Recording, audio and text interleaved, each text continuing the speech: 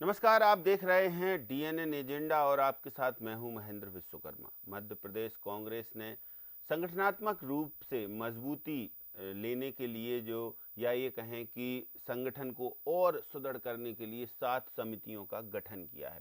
इनमें दिग्गज नेताओं को शामिल किया गया है। इन सभी समितियों की निगरानी प्रदेश प्रभारी भंवर जितेंद्र सिंह और पीसीसी चीफ जीतू पटवारी करेंगे। पार्टी ने विचारधारा व प्रशिक्षण समिति में जहां पूर्व सांसद मीनाक्षी नटराजन को दायित्व सौंपा है, वहीं सहभागिता समन्वय समिति की कमान पूर्व मुख्यमंत्री दिग्विजय सिंह को सौंपी गई है। इसी तरह कार्यक्रम के क्रियान्वयन व निगरानी समिति का दायित्व सांसद विवेक तनखा को व मोर्चा संगठन को मजबूती देने वाली समिति का दायित्व पूर्व पीसीसी अध्यक्ष अरुण यादव को सौंपा गया है। इसी तरह कहें कि अनुशासन समिति की कमान पूर्व नेता प्रतिपक्ष अजय सिंह व कोर वोट बैंक बढ़ाव समिति की कमान नेता प्रतिपक्ष उमंग सिंघार को सौंपी गई है, जबकि संसाधन समिति का दायित्व सांसद अशोक सिंह को सौंपा गया है। अलबत्ता पूर्व मुख्यमंत्री कमलनाथ को किसी प्रकार की कोई जिम्मेदारी नहीं सौंपी गई है।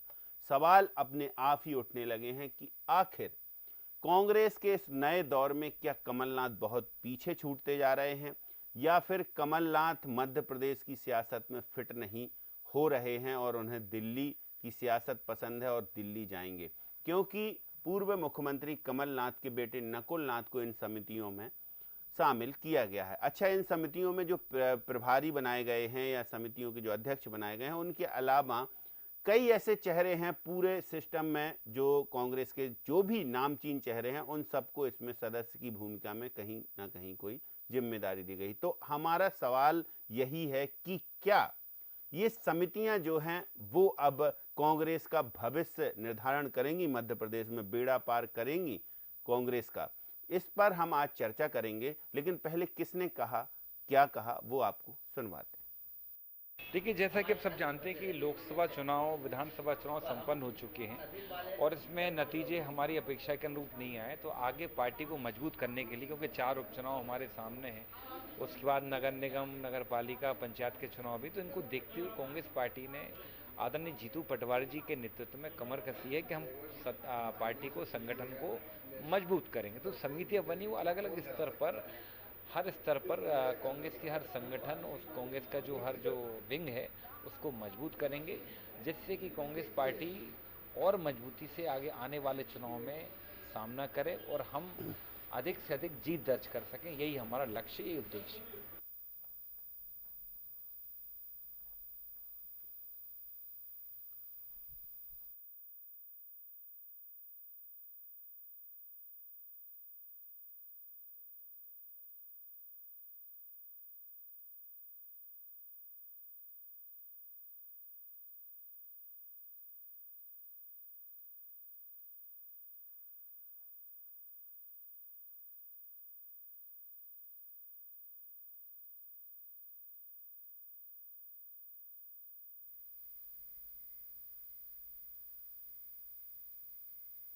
तो चलिए चर्चा शुरू करते हैं। हमारे साथ 3 खास मेहमान एक्सपर्ट मौजूद हैं, स्टूडियो में मौजूद हैं। रवि अवस्थी जी पॉलिटिकल एडिटर हैं, खिलावन चंद्राकर जी वरिष्ठ पत्रकार, और डॉक्टर राजेश जौहरी वरिष्ठ पत्रकार हमारे साथ मौजूद हैं।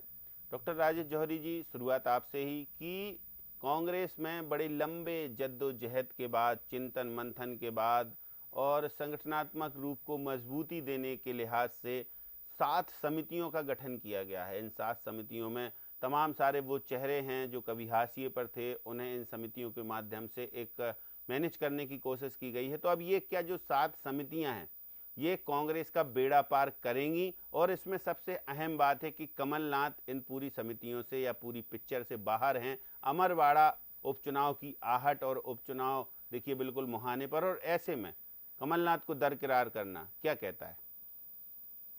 देखिए महेश जी, कमलनाथ को दरकिनार करने वाली बात जो है वो असल में नकुलनाथ को लिया है। मतलब ये तो सिर्फ ऐसा नहीं है कि कमलनाथ से कोई एलर्जी है, लेकिन एक बात होती है कि एक सर्टेन एज के बाद, एक सर्टेन स्टेज के बाद हो सकता है कि उनको अब उस भूमिका में होंगे वो कि जो पितामह वाली भूमिका होती है उस भूमिका में होंगे कमलनाथ।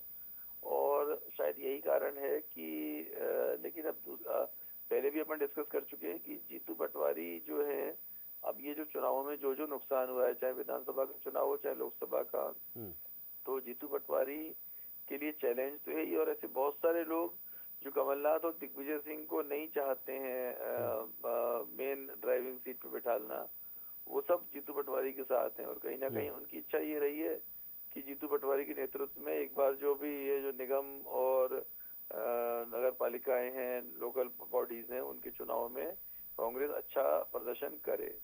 यह एक बात है। और प्रैक्टिकल सी बात है कि कहीं ना कहीं कांग्रेस को वापस से मजबूत करना है। और एक बात और आपको बहुत अच्छी जो महेंद्र जी बतानी थी कि अब एक पहली इन समितियों को बनाना और खुद कांग्रेस के लोगों का मानना कि कांग्रेस का मनोबल कमजोर है और उसको मजबूत करना जरूरी है, संगठन थोड़ा कमजोर है, संगठन को मजबूत करना जरूरी है। ये बात पहली बार ऐसी प्रैक्टिकल बात दिख रही है। नहीं तो अभी तक तो क्या हो रहा था कि कांग्रेस इतने जोश में थी कि अरे वाह हम तो चुनाव जीत गए हैं, हम लोग तो लोकसभा के चुनाव जीत गए हैं। जबकि आप एक चीज देखिए कि 600 कुछ सीटें हैं इंग्लैंड की पार्लियामेंट में, उसमें से 122 ऋषि सुनक की पार्टी जो कंजर्वेटिव पार्टी है वो जीती है। और उसके बाद और अपने यहाँ 545 में 43 में से 99 जीती है। लगभग सेम परसेंटेज है। अगर देखा जाए तो जितना कांग्रेस जितना परसेंट जीती है उतने ही परसेंट वहां पर कंजर्वेटिव पार्टी जीती है इंग्लैंड में। पर उसको जैसे ही रिजल्ट आया, ऋषि सुनक ने हार मानना तो एक तरफ है, वो तो बात है ही, साथ में माफी मांगी है अपनी पार्टी नहीं से। तो ये समितियां कायाकल्प करेंगी कांग्रेस का, सवाल फिर वही। हाँ, तो ये इसलिए ऐसा लग रहा है कि ये पहली बार प्रैक्टिकल अप्रोच है कि जोश में नहीं है कि हमने तो चुनाव जीत लिया है, तो अब वो पहली बार वो मान रहे हैं कि नहीं जीता है, तो इसलिए वो कहीं ना कहीं कायाकल्प कर सकती है। नहीं तो अभी तक तो बहुत सारे लोग तो इसी खुशी में घूम रहे हैं कि अरे अपन ने मोदी को हरा दिया, 400 पार नहीं होने दिया। तो ये प्रैक्टिकल अप्रोच है कांग्रेस। मध्य प्रदेश में नए सिरे से एक कवायद शुरू हो रही है। अब इन समितियों में जो इनको प्रभार या जिम्मा सौंपा गया, क्या वो संतुलन बिठा पाएंगे? जैसे आपने कहा कि दिग्विजय सिंह से थोड़ा सा या कमलनाथ से जो सीनियर लीडर है, टॉप मोस्ट सीनियर लीडर, उनसे इतर जीतू पटवारी के साथ खड़े हैं युवा चाहते हैं बदलाव। तो खिलावन चंद्राकर जी, इस बात से आप कितना सहमत है कि दिग्विजय सिंह को भूमिका है पर कमलनाथ को नहीं है, नकुलनाथ हैं? देखिए, मुझे लगता है यदि नकुलनाथ समिति में शामिल है तो हमको मान के चलना चाहिए कि कमलनाथ की भूमिका इसमें है। देखिए, कमलनाथ उम्रदराज नेता हो गए हैं और कई बार वो मुझे लगता है कि जिस तरह से उनकी कार्यप्रणाली चल रही है उससे वो लगता है मुख्य धारा में बने रहना खुद नहीं चाहते। और क्योंकि अपने पुत्र को हर काम में आगे बढ़ाते हैं, इसलिए मुझे लगता है कि विचार विमर्श करके ही कुछ निर्णय लिया गया होगा। हाँ, ये महत्वपूर्ण है कि अपने कार्यकाल के लंबे समय बाद प्रदेश कांग्रेस कमेटी के अध्यक्ष ने इस तरह के संचालन समितियों का गठन किया है और इस तरह की समितियां गठित होती रही हैं और बड़े लीडर को, जो और लीडर है मध्य प्रदेश के, सब बड़े लीडरों को उसमें स्थान मिलता रहा है। जिस तरह से कमेटियों, सातों कमेटियों में दोनों सांसदों को लिया गया है, दिग्विजय सिंह भी शामिल है, पूर्व मंत्री केंद्रीय मंत्री अरुण यादव भी शामिल है, पूर्व नेता प्रतिपक्ष भी शामिल है, नेता प्रतिपक्ष भी शामिल है। तो मुझे लगता है कि इसी तरह से बहुत सारे जो दूसरे पंक्ति के जो कांग्रेस के नेता हैं उनको भी कमेटियों में शामिल किया गया है, किसी न किसी तरह उनकी भागीदारी सुनिश्चित की गई। देखिए, चुनाव में हार जीत अलग है, कई बार लंबे फेर में हार जाती है, फिर पुनर्प्रादुर्भाव हो जाता है पार्टियों का, राजनीतिक दलों का, और अगले चुनाव जीत जाते हैं। तो मुझे लगता है कि संगठन को मजबूत करना सबसे महत्वपूर्ण बात होती है। यदि आपका संगठन मजबूत है, अंतिम पंक्ति के कार्यकर्ता तक आपका संगठन पहुंचा हुआ है, तो मुझे लगता है कि चुनाव में आपकी आने वाले चुनाव में या होने वाले चुनाव में या भविष्य में जो चुनाव होंगे उसमें निश्चित रूप से आपकी सहभागिता जो है बढ़ती है और बेहतर परिणाम की अपेक्षा आपको रहती है। तो मुझे लगता है कि जिस तरह की कमेटियां गठित की गई है और जिन लोगों को लिया गया है, पर्याप्त संतुलन की कोशिश संभवतः की गई है। और जिस तरह से आरोप लगता रहा है प्रदेश कांग्रेस कमेटी के अध्यक्ष जीतू पटवारी के ऊपर कि चलिए, अब आरोपों की बात आपने की है खिलावन चंद्राकर जी, तो फिर अब हम वो सुनवा देते हैं जो भारतीय जनता पार्टी ने आरोप लगाए हैं कांग्रेस पर इन समितियों की जो जानकारी है वो बाहर आने के बाद। अधिकृत सूची अभी भी बाहर नहीं आई है, तो हालांकि कुछ नेता कह रहे हैं, कांग्रेस में तो ये होता ही है कि कुछ कह रहे हैं कि नहीं ठीक है समितियां बनी हैं, कुछ कह रहे हैं कि नहीं हमें जानकारी नहीं है समितियों की, लेकिन भारतीय जनता पार्टी को जानकारी भी है और सूची देने का भी दावा कर रहे हैं। तो देखिए अब क्या कहा इस सूची को लेकर जो समितियों की बनी, उसमें एक प्रतिक्रिया सुनवाते हैं आपको भाजपा की ओर से। मध्य प्रदेश में कांग्रेस की करारी हार के बाद 2 दिवसीय संगठनात्मक मंथन बैठक कांग्रेस की हुई, जिसमें तमाम नेताओं को बुलाया गया, एक एक से 1 to 1 चर्चा की गई और उसकी तस्वीरें देख के लग रहा था कि कोई मंथन बैठक नहीं, ऐसा लग रहा है करारी हार के बाद कोई 2 दिवसीय शोक बैठक संपन्न हुई। और इसमें जो निचोड़ निकल के आया कि कांग्रेस ने इस बैठक के बाद हार से उभरने के लिए 7 अलग अलग समितियां बनाई हैं, जिसमें अलग अलग नेताओं को जवाबदारी दी गई है। बताया जा रहा है कि एक समिति की जवाबदारी दिग्विजय सिंह जी को, एक की अजय सिंह जी को, एक की तनखा जी को, एक की अशोक सिंह जी को, ऐसे करके सब बड़े नेताओं को जवाबदारी दी गई। और इन 7 समितियों में कांग्रेस के तमाम वरिष्ठ नेताओं को, छोटे बड़े सभी नेताओं को शामिल किया गया। लेकिन सूची देखकर बड़ा आश्चर्य कर रहा है, सूची अभी कांग्रेस ने अधिकृत रूप से घोषित तो नहीं की है, लेकिन जो अंदर से सूची निकल कर आई उसको देखकर लग रहा है कि उस सूची में ना कमलनाथ जी का नाम है और ना नकुलनाथ का नाम है, दोनों को इस समितियों से बाहर किया गया है। अब कांग्रेस का एक ऐसा चिंतन मंथन और संगठनात्मक निष्कर्ष निकला और कांग्रेस कैसे खुद को खड़ा करने की तैयारी कर रही है, जिस समितियों में उसने कमलनाथ और नकुलनाथ को नहीं लिया है, तो समझा जा सकता है कि अब कांग्रेस खड़ी होगी कि वापस गिरेगी। एक बड़ा बवाल इस समितियों के बारे एक बार फिर सामने आएगा और कांग्रेस का अंतर्गत गुटबाजी एक बार फिर सामने। जी रवि अवस्थी जी, देखिए नकुलनाथ का नाम तो शामिल है, लेकिन ये जो सूची है ये कांग्रेस की जारी होने से पहले ही भाजपा के खेमे में, और भाजपा के नेताओं की प्रतिक्रिया कैसे देखेंगे इसे?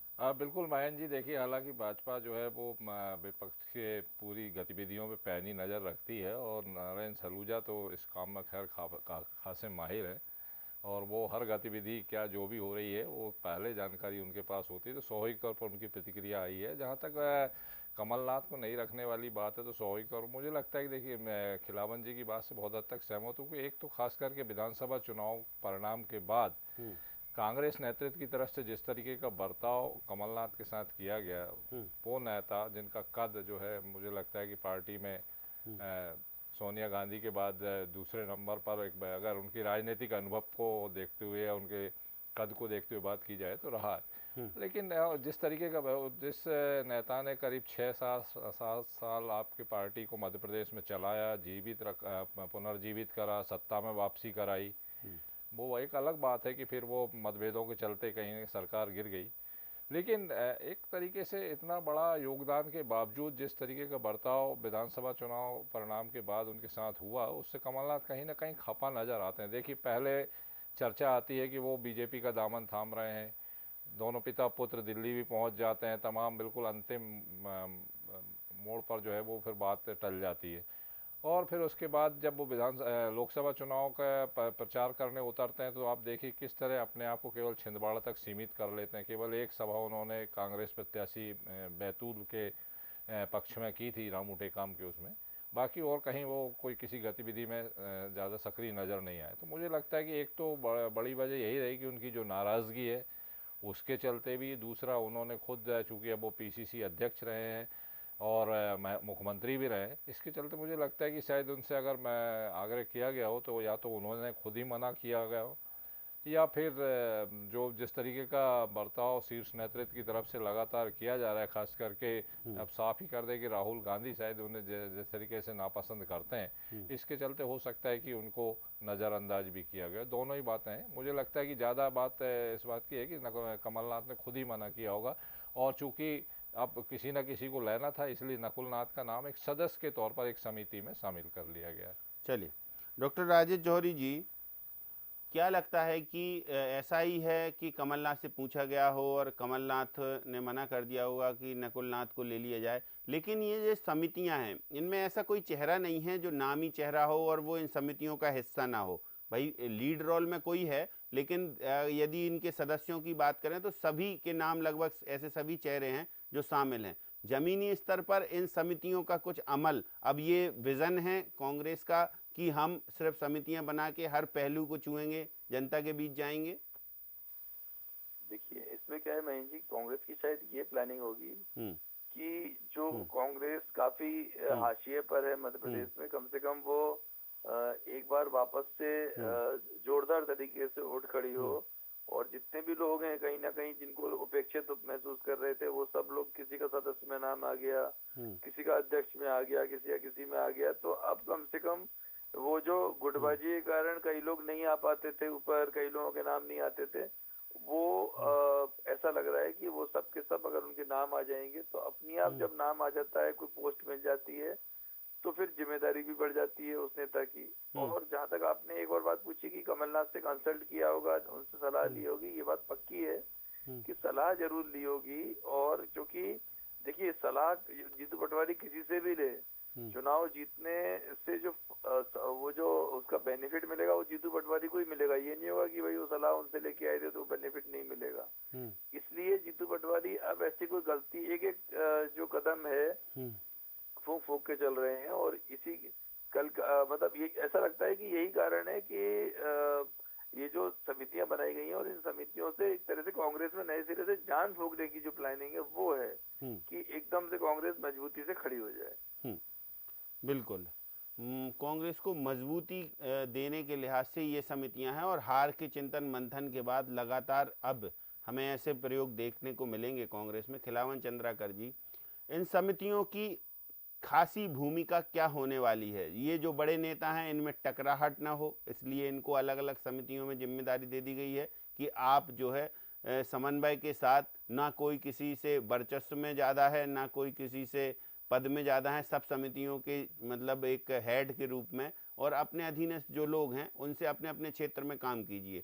ये एक कवायद है कांग्रेस की कि चूंकि छत्रपों की मानी जाती है कांग्रेस, तो इन छत्रपों में टकराहट ना हो, और इसका जो है डिसेंट्रलाइज ऑफ वर्क हो गया कि चलिए हमने काम बांट दिए सबको, और बाकी का जो अध्यक्ष है वो अपना काम करेगा, और बाकी अभी कार्यकारिणी बाकी है ही कांग्रेस की।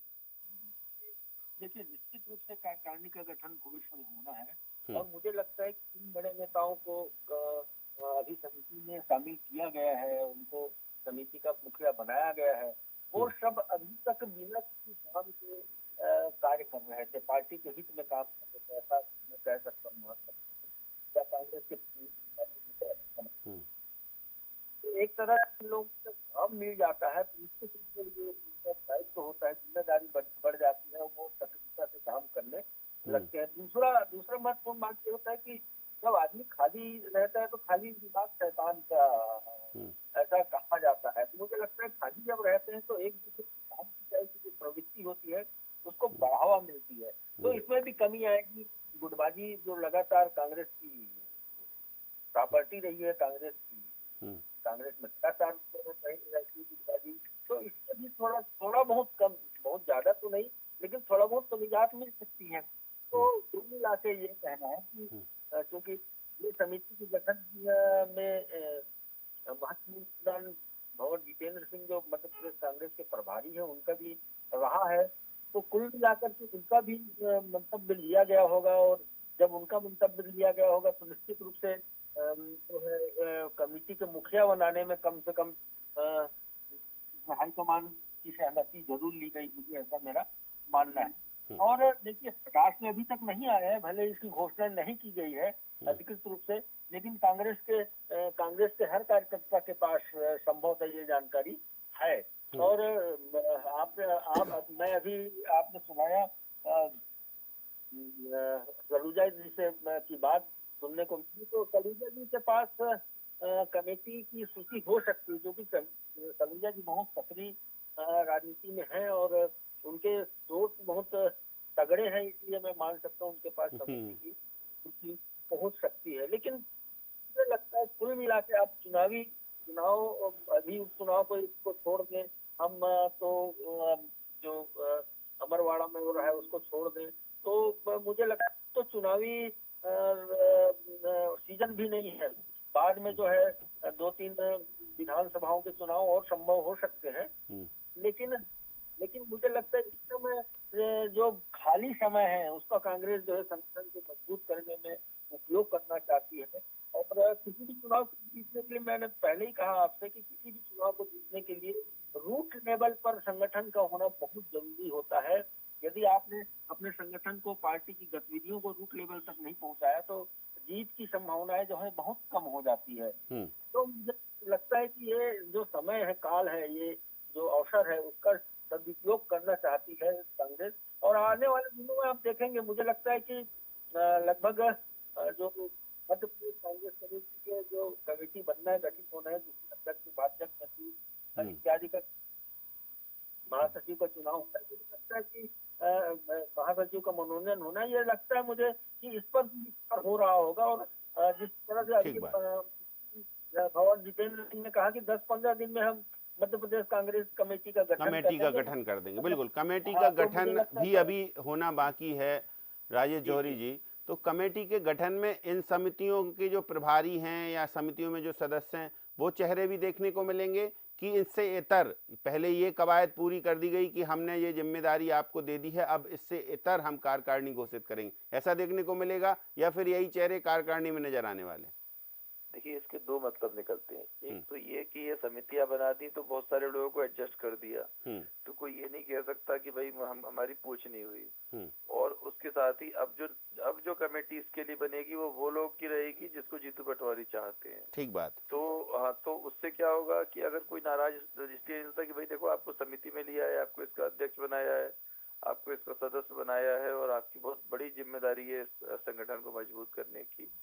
एक बात तो ये, और दूसरा मतलब ये लगाया जा सकता है कि कमेटी बनाने से पहले सारी समितियां बनाई और उसी में से जो बेस्ट लोग निकाल के उनको टिकट के लिए जो टिकट देने हैं या फिर जो दूसरे जो भी कुछ करना है चुनाव को लेके, चुनाव संचालन को लेके, उसमें उनका इस्तेमाल करना है। तो अब दोनों में से कौन से ऑप्शन पर ज्यादा ध्यान दिया जाता है जीतू पटवारी की नेतृत्व वाली जो संगठन है उसमें, ये देखने वाली बात होगी और इसमें अभी अपने को समय लगेगा देखने में। लेकिन ऐसा लगता है कि अभी उन्होंने विन विन सिचुएशन रखी है जीतू पटवारी के लिए कि दोनों में से कुछ भी होगा तो वो अपना जब समय आने पर कैसी परिस्थितियां होंगी, क्या स्थितियां होती है, क्या इसके रिएक्शन, अभी तो इन समितियों के रिएक्शन भी आएंगे। कोई आदमी बोलेगा कि मेरे को इसमें क्यों नहीं लिया, या मुझे उससे नीचे रखा, या मुझे इस तरह की कई बातें आएंगी। तो फिर उस सब समय को देखते हुए फिर वो डिसाइड करेंगे। तो बड़ा सोच समझ के और बड़ा बुद्धिमत्तापूर्ण से उन्होंने डिसीजन लिया है समितियां बनाने का। चलिए, एक बहुत अच्छा डिसीजन है, डॉक्टर राजेश जौहरी कह रहे हैं, लेकिन कार्यकारिणी हो सकता है, देखिए एफ एन भट्ट की बात कर रहे हैं राजेश जौहरी जी, कि हो सकता है कि इसी जो समितियां हैं इनमें से वो चेहरे नजर आए जो कार्यकारिणी घोषित होनी बड़े लंबे समय से अटकी है, या फिर ये भी हो सकता है कि इससे इतर जिसको जीतू पटवारी चाहते हो वो कार्यकारिणी का हिस्सा बने। तो क्या लगता है रवि अवस्थी जी, ऐसा भी हो सकता है? लेकिन एक बात तो कह रहे हैं डॉक्टर राजेश जौहरी और खिलावन चंद्राकर जी कि कांग्रेस में इस तरीके का जो प्रयास है वो निश्चित ही संगठनात्मक रूप से एक मजबूती देने के लिए एक अच्छा प्रयास माना जाएगा। देखिए महेंद्र जी, मुझे लगता है कि जीतू पटवारी जिस तरीके से कहते रहे कि वरिष्ठों का भी सहयोग लिया जाएगा, मुझे लगता है कि ये जो समितियां बनाई गई हैं इसमें कहीं ना कहीं इसी बात को साधने की कोशिश की गई है।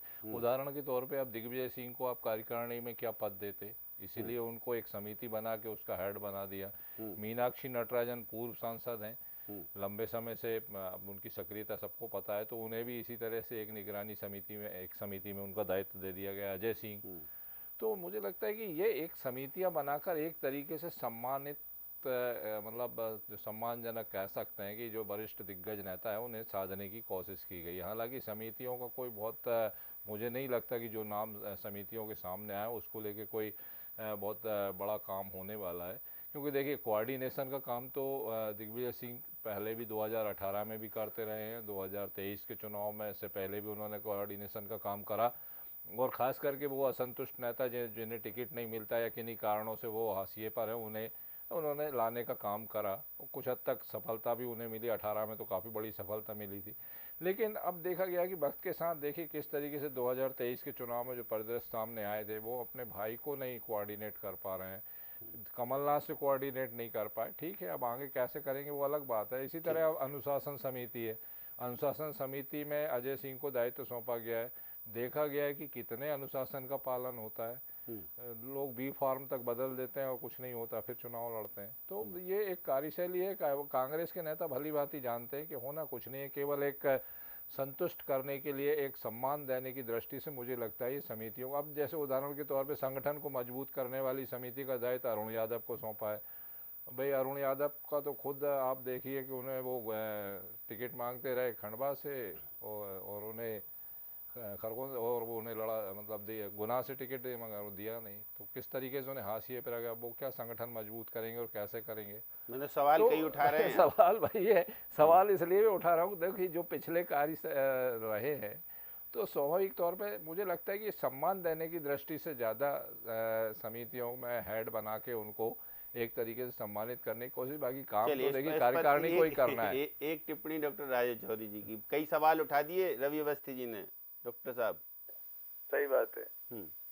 देखिए, जो अवस्थी जी ने जितने सवाल उठाए हैं बिल्कुल वैलिड सवाल है। मतलब आप देखिए कि अगर अच्छा होता कि अपनी इस डिबेट में कांग्रेस के भी अगर नुमाइंदे होते तो और नहीं, मजा आता। कांग्रेस के नुमाइंदे तो बोल ही नहीं रहे ना, कुछ एक आध ने दे दिया जो है स्टेटमेंट, बाकी तो अब चुप हैं, सन्नाटे में कि भाई हमें तो जानकारी नहीं कि इस तरीके की समितियां हैं। हाँ, और आपको एक इंटरेस्टिंग बात बताएं महेंद्र जी, कल जब ये समितियां बन रही थी तब एक गधे वाली घटना हो गई। आप सबको मालूम ही होगा, 2 गधे आ गए थे वहीं भोपाल में कांग्रेस कार्यालय के आगे, और मिश्रा जी के मिश्रा जी ने उन गधों को भगाया। अरे वो तो आप सोचिए कि ये सब चलते, जब ये सब काम हो रहा था उसी समय ये हो गया। और वो मतलब समितियों की से ज्यादा उस वीडियो ने सब अपना ध्यान आकर्षित किया है लोगों का।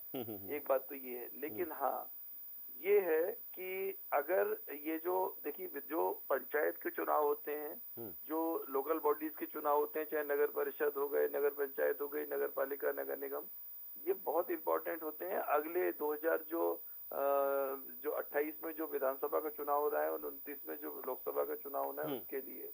और कांग्रेस ने पहले भी इस तरह के चुनावों में अच्छी बढ़त ली है। मतलब भले ही वो विधानसभा में नहीं जीत पाते, कांग्रेस लोकसभा में नहीं जीत पाते, तो ये संतुलन और समन्वय बनाने की प्रयास है। जी जी बिल्कुल। तभी इसलिए उनको अगर लग रहा है फिर से इन चुनावों में कहीं उनको बेनिफिट मिल जाए, उसी को ध्यान में रखकर सारा संतुलन बनाया जा रहा है। ठीक है, बहुत शुक्रिया डॉक्टर राजेश जौहरी हमारे साथ शामिल होने के लिए चर्चा में, और खिलावन जी आपका भी धन्यवाद, रवि अवस्थी जी आपका भी शुक्रिया। तो देखिए, दिग्गज नेताओं को इन समितियों में तवज्जो देने के पीछे कई रणनीति छिपी हुई दिखाई देती हैं। जैसा रवि अवस्थी जी ने कहा कि हो सकता है कि जो इन समितियों में है, 7 समितियों में, वो कार्यकारिणी में नजर ना आए, या फिर इन्हीं में से जो उपयोगी हैं वो कार्यकारिणी में दिखाई दें, या दूसरा पहलू ये है कि जो जिम्मेदार हैं उनको अलग अलग दायित्व देके कंट्रोवर्सी खत्म की जा रही है कि कोई टकराव ना हो, या फिर ये जो जिम्मेदार हैं जिनको जिम्मेदारी दी गई है, पूर्व में इनके अनुभव कांग्रेस के लिए थोड़ा सा कटु साबित हुए हैं, लेकिन अब क्या मीठे होंगे, या फिर संतुलन बनाने में, समन्वय बनाने में, कांग्रेस को एकजुट करने में सकारात्मक भूमिका निभाएंगे, कांग्रेस को मजबूती देंगे। सवाल कई हैं इन समितियों को बनाने के पीछे, लेकिन कमलनाथ की समितियों से दूरी खुद की इच्छा है, या फिर पार्टी या जीतू पटवारी या प्रभारी जितेंद्र सिंह चाहते हैं कि कमलनाथ थोड़ा दूर ही रहें तो ही ठीक है। सवाल कई छोड़कर जा रहे हैं, इन सवालों के धीरे धीरे जवाब मिलेंगे। आपको हर जवाब लेकर हम हाजिर होंगे, तब तक के लिए दीजिए इजाजत। डीएनए एजेंडा में इतना ही, मुझे दीजिए इजाजत। नमस्कार।